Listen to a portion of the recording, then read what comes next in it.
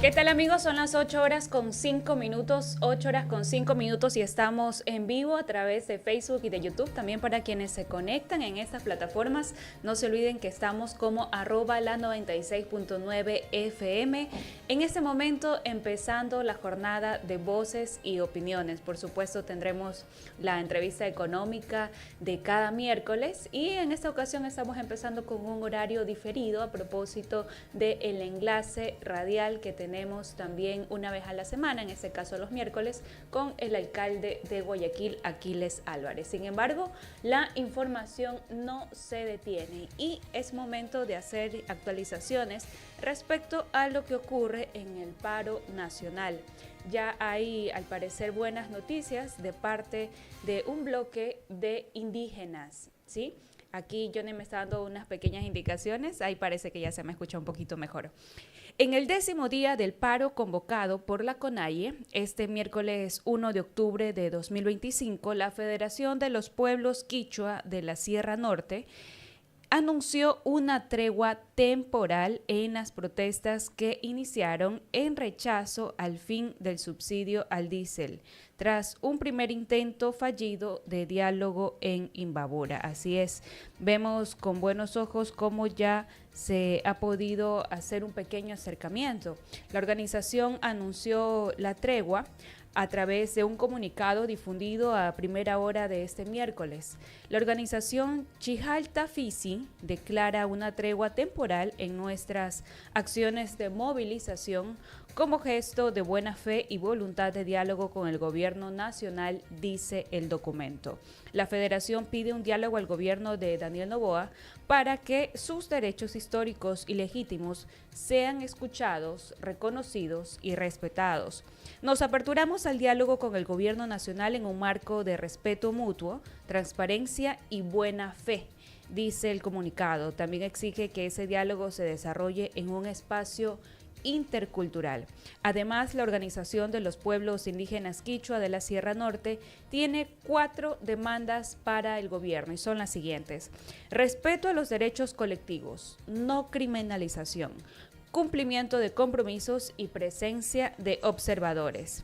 La Federación de Pueblos Quichua de la Sierra Norte agrupa a los pueblos Caranqui, Natabuela, Imantac, Otavalo y Cayambi del Norte. Estas comunidades se han movilizado desde el pasado 22 de septiembre, sobre todo en Imbabura, que se convirtió en el epicentro del paro nacional convocado por la Confederación de Nacionalidades Indígenas del Ecuador, CONAIE. Y esto, sin embargo, pues es apenas dentro de un sector de la sierra del país, específicamente en la Sierra Norte, pero todavía persisten algunos bloqueos a nivel de otras provincias. Recordemos que ya cumple el paro el 10º día y ya se contabilizan al menos 9 cierres viales. El martes los manifestantes volvieron a salir a las calles de Quito en las inmediaciones de la Universidad Central, mientras que la Organización de las Naciones Unidas, la ONU, ha instado al diálogo al gobierno y a las organizaciones indígenas.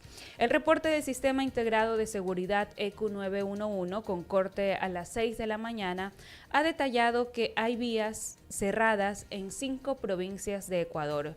Ellas son Pichincha, Imbabura, Cañar, Bolívar y Chimborazo. En Imbabura, por ejemplo, en el 10º día de paro nacional en la vía E35, desde Otavalo hacia Ibarra se evidencian más de 15 cierres viales en la Panamericana Norte, que en las primeras horas de la mañana están parcialmente habilitados, ya que todavía no hay presencias de manifestantes. Todavía hay montañas de tierra, troncos de árboles sobre la vía, pero una pequeña parte fue habilitada, por donde ayer pasó el convoy que tuvo la vigilancia de los manifestantes indígenas. En Quito, la Agencia Metropolitana de Tránsito de la ciudad informó de un cierre vial en el puente del río Pisque, sector Guayabamba, la mañana de este miércoles. Manifestantes quemaron llantas en la mitad del puente y lo bloquearon con un montículo de tierra. Por otra parte, la vía Quito-Cayambe, también en Pichincha, está inhabilitada. También se reporta la vía Riobamba-Guayaquil. Esta está cerrada en los sectores El Tablón y Pangor del cantón Colta. La vía Riobamba-Cuenca también está cerrada en Tixán y Charicando y en Alausí. Además, en el ingreso a Chunchi. Por otro lado, en Cañar, el cierre de la vía que conecta el Austro con el resto de la sierra, hay presencia de manifestantes en Chut, Coyoctor y Honorato Vázquez. También está cerrada Cuenca Chut-Cochancay, que conecta con el Guayas. En la provincia de Bolívar, la vía que conecta a Guaranda con Ambato está cerrada en el sector de Quindigua. Eso es lo que les podemos informar cuando son las 8:10 respecto a la actualización de las vías bloqueadas por el paro nacional. Sin embargo, sabemos que esto pues también ha traído pérdidas en la parte económica y específicamente ya se habla de que en la provincia de Imbabura pierde millones por el paro convocado por la CONAIE. La leche termina como abono en los campos. Los 9 días de protestas han convertido a la provincia de Imbabura en el epicentro del paro convocado por la CONAIE tras la eliminación del subsidio al diésel. Ganaderos, agricultores y comerciantes denuncian pérdidas diarias, mientras en otras provincias las actividades productivas continúan con relativa normalidad. En la parroquia Quichinche, del cantón Otavalo, un productor que generaba 650 litros de leche diarios ahora usa parte de esa producción para fumigar el pasto. Dice que es la única salida frente a la imposibilidad de comercializarla por el bloqueo de vías en Imbabura. Otros ganaderos han optado por soluciones distintas, igualmente drásticas. En algunas haciendas la leche simplemente se bota porque no hay tanqueros que la recojan ni compradores que puedan llegar hasta las fincas. La provincia de Imbabura vive un escenario distinto al del resto del país en el contexto del paro nacional, mientras en otras jurisdicciones la producción agropecuaria y comercial continúa con relativa normalidad. Aquí la paralización ha sido constante, con bloqueos que impiden la movilidad y el comercio. Las familias reconocen que aunque tratan de aprovechar parte de la producción para quesos artesanales o consumo propio, la mayor cantidad termina desperdiciada. Los productores ganaderos de la zona dicen que no existe posibilidad de transportar la leche hacia las plantas procesadoras porque los vehículos tanqueros no han podido circular. De esta manera sabemos que los productores de leche, también textileros y agricultores, denuncian que la paralización de actividades en la provincia de Imbabura y el bloqueo de vías ha golpeado su economía. Son las 8:13, y por otra parte les contamos que desde Quito operaba una red de extorsionadores que tenía injerencia en la provincia del Oro, específicamente afectando a los comerciantes. 3 personas fueron detenidas por integrar una red de extorsión que afectaba a comerciantes del cantón El Guabo en la provincia del Oro. Uno de los implicados residía en Quito. Según el coronel William Calle, comandante de la Policía Nacional Zona 7, este individuo trabajaba como guardia de seguridad y fue detenido tras un allanamiento en el Comité del Pueblo en el norte de la capital. Su función en la red era enviar mensajes extorsivos a los comerciantes utilizando información que le proporcionaba un cómplice. El segundo implicado vivía en El Guabo y conocía a las víctimas. Había compartido datos sobre los negocios, el personal que trabajaba allí y fotografías de familiares. Con esa información, el guardia de seguridad elaboraba los mensajes para exigir pagos de las llamadas vacunas. En total, 15 comerciantes fueron víctimas de esta red criminal y algunos habrían transferido dinero a cuentas vinculadas a implicados residentes en El Guabo. De esta manera, la Policía Nacional desarticuló una red que exigía vacunas a comerciantes y capturó a alias Parroquia, vinculado al Tren de Aragua y con historial de violencia en El Guabo. También conocimos que la Policía Nacional interceptó un camión con 6.000 galones de combustible ilegal en Santo Domingo de los Áchilas. A 8 días del decomiso de combustible usado en tráfico de madera en Loja, la Policía Nacional interceptó un camión con 6.000 galones de combustible transportados de manera ilegal en Santo Domingo de los Áchilas. El operativo se ejecutó la mañana del 30 de septiembre de 2025, cuando agentes identificaron un vehículo sospechoso en el distrito Santo Domingo Oeste. Tras la inspección, confirmaron que el camión trasladaba combustible líquido derivado de hidrocarburos sin la autorización de la Agencia de Regulación y Control. En la acción, una persona fue aprehendida y se incautaron 2 celulares y también un vehículo implicado. El camión que transportaba los 6.000 galones de combustible sin autorización fue interceptado en Santo Domingo de los Áchilas y una persona fue aprehendida. Son las 8:16 y es momento de hacer ya conexión con nuestro invitado. Son las 8 de la mañana con 16 minutos. Damos paso al economista José Serrano, quien nos va a hablar de las nuevas reformas al BIES y su impacto en la recaudación de las deudas. ¿Qué tal, economista? Bienvenido una vez más, como cada miércoles, a Voces y Opiniones, haciendo un análisis económico de los temas coyunturales que ocurren en el país. El día de hoy nos une en esta jornada las nuevas reformas al BIES y su impacto en la recaudación de deudas. ¿Cómo está? Buenos días. Muy buenos días a todos los oyentes de la 96.9 y a los fieles seguidores de este programa Voces y Opiniones. Sí, efectivamente, el 26 de septiembre fue aprobada la ley que habíamos tratado previamente de prever algunas reformas con respecto al Instituto Ecuatoriano de Seguridad Social y en particular con el BIES, ¿no? Esta facultad que ahora otorga la ley para que el BIES pueda hacer dos elementos importantes. El primero de ellos es que pueda ignorar activos y vender la cartera, ¿no?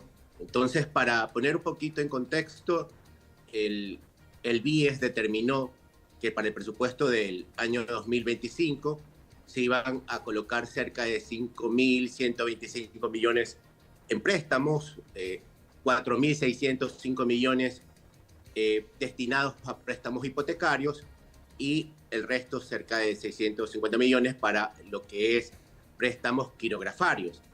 Entonces, siendo el volumen de créditos que está dispuesto o presupuestado por parte del BIES a inyectar en el mercado, tiene una fuerza importante, preponderante con respecto al total de créditos hipotecarios que ofrece la banca. Ahora, esta facultad que otorga la ley para que esta cartera que tiene actualmente el BIES sea vendida, o sea, de alguna manera entregada a entidades que pueden ser financieras o pueden ser estudios jurídicos especializados en el tema de cobro, ¿no? Ahora, la ley ya faculta para que toda aquella institución financiera pueda ejercer un tema de coactiva, en el caso de préstamos hipotecarios, y en el caso de los préstamos quirografarios que ofrece el BIES, está de alguna manera garantizado en el sentido de que si el solicitante del préstamo, el deudor, no cancela después de 3 meses, tienen una garantía que es los fondos de cesantía que puede utilizar el BIES y cobrarlo de ahí. ¿Y cuál sería la diferencia ahora? En el préstamo hipotecario lo que ejerce realmente es que evidentemente existe un activo, que en este caso es el bien inmueble o la casa, el departamento, el edificio que se adquirió, y cuando no se cancela el préstamo, tienen esta facultad para evidentemente hacer la acción de cobranza. Ahora, al vender la cartera, ya no la ejecutaría el BIES, sino que lo ejecutaría una entidad privada. El tema realmente pasa por cuán eficiente ha sido el BIES para cobrar su cartera. Se estima que existen más de una cartera aproximada de 7.159 millones, el total de cartera vencida del BIES. Entonces, ¿y cuál es la tasa de mora que ha tenido con respecto al total de su cartera en préstamos? Entonces, cuando tú observas esta tasa de mora, el BIES ha sido menos eficiente que la banca privada, porque la tasa de mora supera el 12%, mientras la banca privada está entre el 4, 5, 6, dependiendo del banco, ¿no?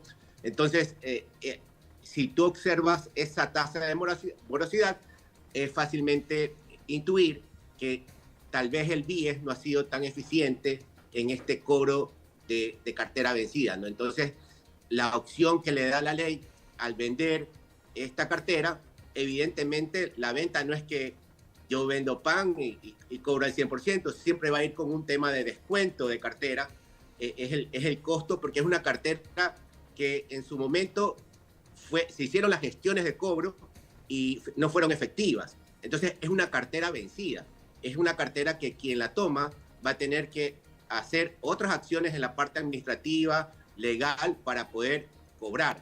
Entonces siempre va a ir con un descuento. Eso lo va a determinar el mercado. Entonces, si el BIES colocó 7.000 millones que no han podido cobrar, hay que ver cuánto de ese valor, al venderlo a un ente privado, institución financiera, estudio jurídico o estas empresas especialistas en cobranza, cuánto de eso va a poder recuperar. Y finalmente, cuál va a ser el propósito de esa inyección de liquidez para el BIES. En el buen sentido, debería ser para volver a otorgar préstamos y que de esa manera se movilice todo el sector de la construcción, ¿no? Es importante esto de aquí, en el sentido de que todo lo que genera préstamos hipotecarios mueve el sector de la construcción y genera empleo, y empleo de manera inmediata, ¿no? Entonces, es importante, la ley no lo dice, cuánto, por ejemplo, es el plazo que ya el BIES determina que esa cartera tiene que ser vendida. No dice si es 90 días, 120 días, no lo especifica. Debería aclararlo el reglamento que tiene el Ejecutivo que emitir. Y lo otro también es, además de estas particularidades, quien toma la cartera, en este caso el ente privado, evidentemente no va a ser tan flexible como lo ha sido el BIES, tal vez en la espera. Seguramente van a ir con acciones más directas para poder recuperar su dinero, ¿no? Es un negocio al fin y al cabo, el que compra la cartera lo compra con descuento y espera recuperar más de lo que evidentemente invirtió al comprar la cartera. Y que el BIES, esa recaudación o ese flujo, al vender la cartera, lo utilice para inyectarlo de nuevo para préstamos. ¿A dónde quiero llevarnos con esto? Es que no debería ser utilizado esta nueva liquidez o esta inyección fresca al vender la cartera para que a lo mejor sea utilizado para una compra de bonos por parte del Estado, ¿no? Sino que vuelva a la economía, ¿no? Ese justamente es el temor del que se habla en estos días de parte incluso de los jubilados, de que este dinero que vaya a tener como más ingresos el Banco del Instituto Ecuatoriano de Seguridad Social vaya a las arcas fiscales, específicamente al gobierno, pero hay algo dentro de la normativa de lo que usted nos puede comentar que quizás esté claro y que no se haya comunicado que impida esa parte o eso también hay que manejarlo más adelante en el reglamento. Bueno, la ley cuando habla de los antecedentes especifica que, por ejemplo, el BIES coloca cerca de 5.000 millones de dólares en préstamos de manera anual, como lo mencioné, para el presupuesto del 2025 eran 5.125 millones. Entonces, y que esa demanda de préstamos es creciente en el tiempo, o sea, a medida que pase el tiempo va a tener una mayor demanda. Entonces, en los antecedentes especifica que el objetivo de facilitar estas herramientas para pignorar activos, para vender cartera, en teoría debería ser útil para volver a colocar préstamos, ¿no? Sin embargo, la ley no lo especifica. Ya estas herramientas o mecanismos para que el BIES obtenga liquidez y recuperación de una cartera vencida o que ya está, es muy difícil su cobranza, ¿no? Pero realmente no lo especifica el fin del uso de los fondos de esta recuperación. En el buen sentido, y creo que es deseo de toda la ciudadanía, que sea bien utilizado o que en su defecto el reglamento sea muy claro y especifique el fin y uso de esta recuperación de cartera, ¿no? Sin embargo, ahí hay algo también que llama la atención y es que el Ministerio de Finanzas preside la Comisión de Inversiones del BIES, es decir, que tiene cierta influencia, ¿no?, para definir qué se hace con el dinero de los afiliados. Esto podría ser quizás como un riesgo, justamente al considerar que al Ministerio de Finanzas le interesa que el IES le compre los bonos. Bueno, es un conflicto de interés que hemos tenido a lo largo del tiempo por quien integra la directiva de parte del BIES, teniendo un representante del Ejecutivo, ¿no? Y también en esta parte de este comité de inversiones. No podemos ignorar y ser ajenos al tema de que existe una influencia de parte del Ejecutivo y de quienes han estado al mando del Estado para que el BIES invierta en temas de bonos del Estado a través de deuda interna. Es evidente también que la consecutividad de déficits presupuestarios y esa necesidad de financiamiento ha llevado a que muchas veces el BIES y el IES sean considerados como caja chica de gobierno, ¿no?, obligados a invertir en estos bonos del Estado, ¿no? Dado que muchas veces las fuentes de financiamiento externo se han cerrado, ya sea por organismos multilaterales o sea con banca, ¿no? Entonces, y también el hecho de que aún no estamos aptos para salir a los mercados internacionales a ofrecer bonos, dado todas las consecuencias que tenemos por tema de riesgo país y porque en algún momento se dejó de pagar la deuda externa. Entonces, no podemos hacer ajenos a la realidad de que existe una influencia de parte del Ejecutivo, no de este gobierno, sino de que siempre ha estado designado así la ley por un representante del Ejecutivo para poder influir, presionar o coercionar para que también se adquiera bonos del Estado y sean comprados por el BIES, ¿no?, ante alguna necesidad de financiamiento. Sin embargo, eso es parte de sí, las reformas profundas que conversábamos hace unas semanas que debería tener el IES y que no se han realizado, ¿no?, tener esta independencia y objetividad para este comité de inversiones, ¿no? Y en líneas generales, entonces, ¿cómo quedaría el panorama del BIES con estas nuevas reformas a la Ley de Fortalecimiento Crediticio? Bueno, si pensamos bien, la ley faculta para que de alguna manera se recupere de manera rápida la liquidez ante préstamos que son de difícil cobranza, préstamos vencidos, y en vez, viendo el antecedente del BIES que ha sido más lento en recuperar esta cartera, se ve positivo. El tema es que sea bien usada, hay que de alguna manera auditar a qué tasas se van a vender, a qué tasas de descuento se van a vender esta cartera, a quién se va a vender esta cartera. Cuidado el tema de conflictos de interés, que sea en buena lid quien gane la venta de cartera con una mejor tasa, y finalmente que el producto de la recuperación de esta liquidez, de este efectivo que retorna al BIES por préstamos vencidos, sea bien utilizado para volver a inyectar préstamos hacia los afiliados, no préstamos quirografarios hipotecarios, que al final redundaría en un efecto positivo para la economía, porque, como les mencionaba, no hay nada que mueva más rápido la economía que el sector inmobiliario, que el sector de construcción, porque genera empleo de manera inmediata. Economista José Serrano, le queremos agradecer por ese análisis a las nuevas reformas del BIES y su impacto en la recaudación de deudas. De hecho, ya cuando se publique el reglamento, sería bueno también tenerlo acá con este mismo tema para ir analizando ya esos puntos que serían tomados en cuenta con un panorama incluso más específico. Muchas gracias a ustedes, con gusto. atentos a la invitación y que tengan una excelente semana y un excelente día para todos los oyentes de la 96.9. Muchas gracias, economista José Serrano. Son las 8 horas con 30 minutos en Voces y Opiniones. Y por acá tenemos todavía más información que comentarles, en este caso respecto al área internacional. Les contamos que el presidente de Venezuela, Nicolás Maduro, recibió el doctorado militar y asegura que Venezuela hoy tiene más poder para defenderse.